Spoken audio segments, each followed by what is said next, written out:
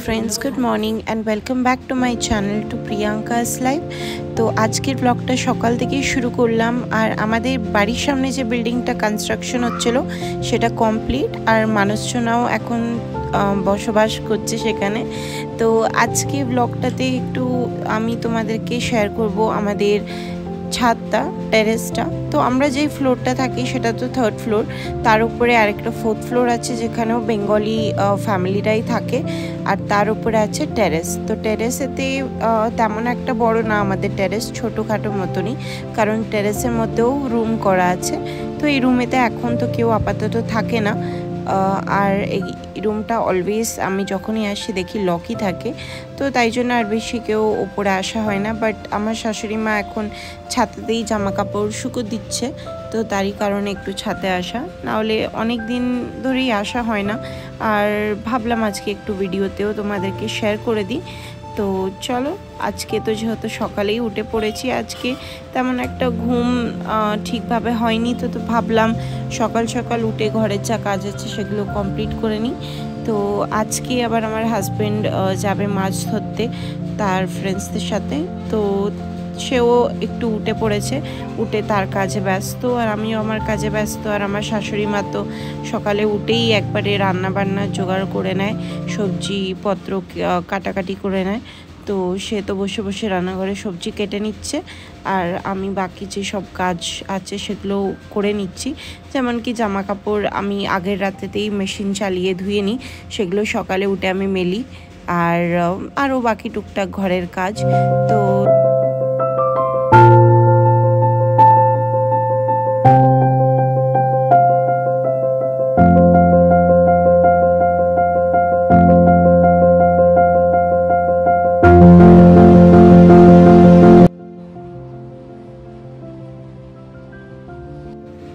দিব্যাংশ তো এখনও ঘুমাচ্ছে, তো আমি সব কাজপত্র আস্তে আস্তে করে নিচ্ছি, কারণ ও উঠলেই ওর পেছনেই অনেকটা টাইম দিতে হয়। তো তারই কারণে ও ওঠার আগে আমি চেষ্টা করি যে বাকি যে সব টুকটাক কাজ থাকে সেগুলো ঠিকঠাক করে নেওয়ার।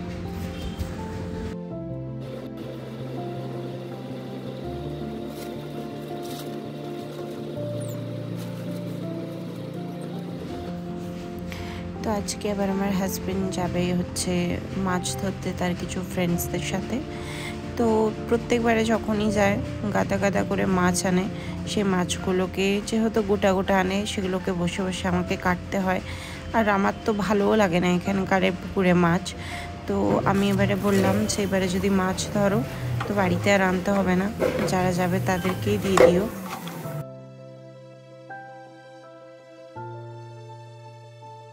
তো তোমরা আবার আটা মাখা দেখে ভেবো না যে আমার হাজব্যান্ড আবার ঘরে আটা মেখে দিচ্ছে, ঘরে হেল্প করছে, একদমই না। সে মাছ ধরবে, তো মাছের খাবার রেডি করছে। তো মাছের খাবারের জন্য যা মানে এত আইটেমস দিয়ে ও যে মাছের খাবারটা রেডি করে, আমি খালি বসে বসে দেখি। তো এখানে সব ওর জিনিসপত্র রেডি হয়ে গেছে, আর এখনও চলে যাচ্ছে। আর দিব্যাংশ দেখছে যে এগুলো কী রে বাবা, লম্বা লম্বা জিনিস, ও তো এখন আর বোঝে না না এইসব। আর এইদিকে আমার শাশুড়ি মা যে বাজার করে আনা মাছ টাছ সেগুলোকে ছাড়িয়ে নিচ্ছে, আর সবজি তো সকালেই কাটা হয়ে গেছিলো।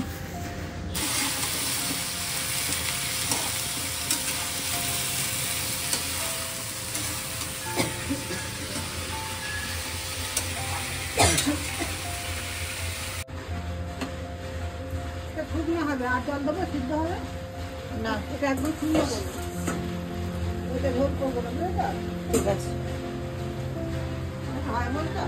হ্যাঁ।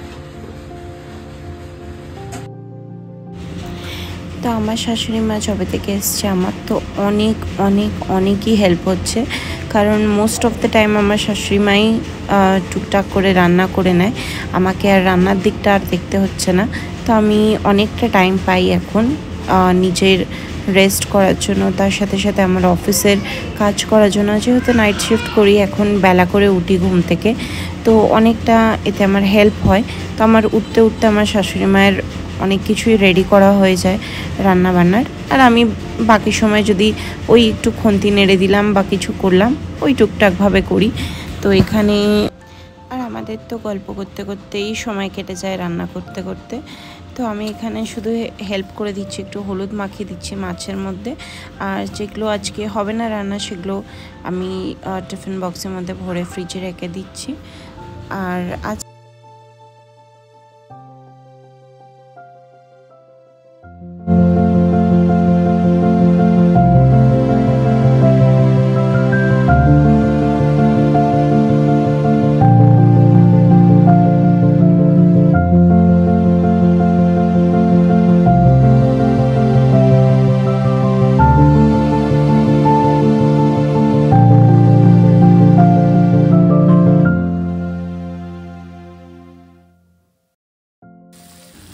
তো এখানে হচ্ছে লাউ চিংড়ি।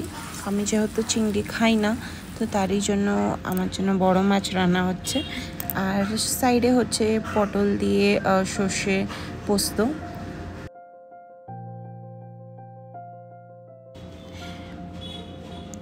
তো এখানে আমাকে মা বলে বলে দিচ্ছিল যে কখন কোনটা দিতে হবে, কিভাবে কি করতে হবে। তো আমি সেইভাবেই করছিলাম। আর সাথে সাথে আমি বেসিনটাকেও একটু ক্লিন করে নিচ্ছিলাম। তো আমি রান্না করতে করতে ইউজুয়ালি আমি বাসন থাকলে সেগুলোকে মেজে নিই বা বেসিনটা ক্লিন করে নিই, তাতে টাইমটা অনেকটা সেভ হয়। আর ওই কড়াইতে তো আমার পটল পোস্ত হচ্ছে, আর এইদিকে হচ্ছে মাছের ঝোল। তো দুটোই একসাথে বলছিল যে কোনটাতে কি মশলা দিতে হবে। মশলা সব কিছু বাটাবুটি করাই ছিল, আর সবজিও কাটা ছিল। আমি জাস্ট রান্নাটা একটু করে নিচ্ছি। আমার শাশুড়ি মা দেখিয়ে দিচ্ছিল, তো আমি সেই হিসাবেই করে নিচ্ছিলাম। তো এইভাবে তাড়াতাড়ি হয়ে যায়। আর ওই সাইডে আমার মাম্মিও এসেছিলো, তো দুজনে মিলে গল্প হচ্ছিলো, শাশুড়ি মা আর মাম্মি। আর মাম্মি এসেছে কারণ দিব্যাংশকে এবার নিয়ে যাবে থেরাপিতে। তো ও ইউজুয়ালি আগে যেত থেরাপি এভরিডে, বাট এখন ও একদিন ছাড়া ছাড়া যায় অল্টারনেটিভ ডেজেতে। তো ওকেও একটু রেডি করে দিতে হবে। ওকে খাওয়ানো হয়ে গেছে।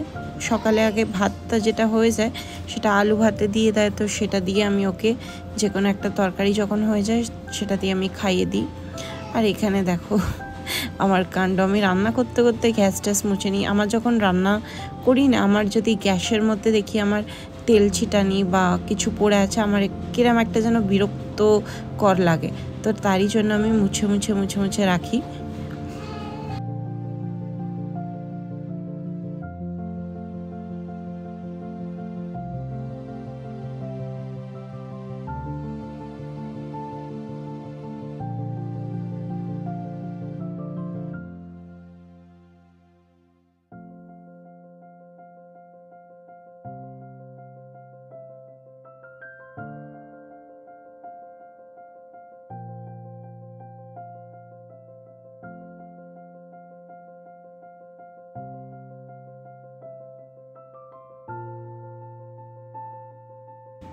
তো রান্না তো অলমোস্ট কমপ্লিট। আর মা সব তরকারি বাটির মধ্যে ঢেলে এখন চাপা দিয়ে রাখছে। আর আমি এদিকে দিব্যাংশকে রেডি করে দিলাম, আর মাম্মি জুতো পরিয়ে দিচ্ছে। আর ও যায় হচ্ছে থেরাপিতে এভরিডে 2 o'clock টু 3:30 কখনো হয়ে যায়। তো থেরাপির পর ও মাঝে মাঝে যায় ওর মানে আমার মাম্মি ড্যাডির কাছে, দোকানে একটুখানি টাইম স্পেন্ড করে আবার বাড়ি চলে আসে।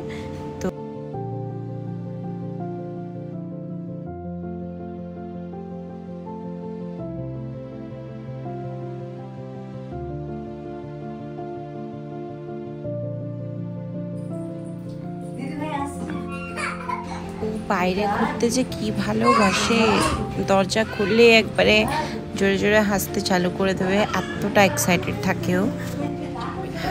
তো চলো ওকে খাওয়া দাওয়া করে পাঠিয়ে দিলাম। এবার আমরা খেতে বসে পড়েছি তিনজনা মিলে। আর আজকের ব্লগটাও আমি এখানেই তাহলে এন্ড করে দিচ্ছি। আবার শীঘ্রই দেখা হবে তোমাদের সকলের সাথে নেক্সট ব্লগেতে। টিল দেন সবাই ভালো থেকো, সুস্থ থেকো, টাটা।